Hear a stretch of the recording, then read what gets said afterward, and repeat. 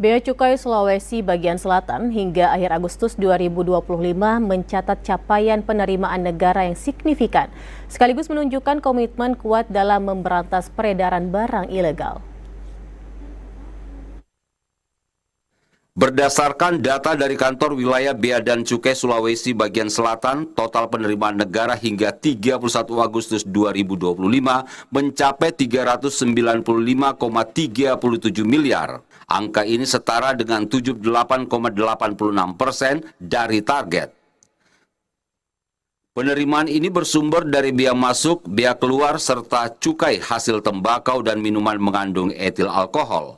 Meski terjadi sedikit penurunan sebesar 7,18% dari tahun lalu, Bea Cukai optimis penerimaan akan terus meningkat hingga akhir tahun. Tak hanya fokus pada penerimaan, Bea Cukai Sulawesi bagian selatan juga melakukan kinerja pengawasan dalam periode ini. Tercatat sejumlah penindakan terhadap barang ilegal antara lain rokok ilegal, minuman alkohol ilegal, impor ilegal, dan narkotika.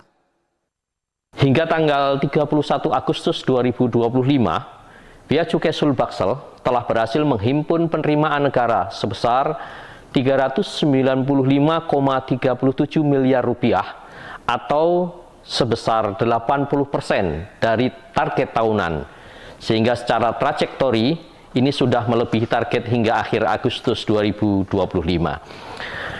Penerimaan ini berasal dari bea masuk, bea keluar, serta cukai hasil tembakau dan minuman mengandung etil alkohol. Kepala Kantor Wilayah Bea dan Cukai Sulawesi bagian selatan, Jaka Kusmartata, menyampaikan bahwa seluruh pencapaian ini merupakan bentuk nyata dari komitmen Bea Cukai dalam mengatasi dan melayani masyarakat. Aziza TVRI Sulsel melaporkan.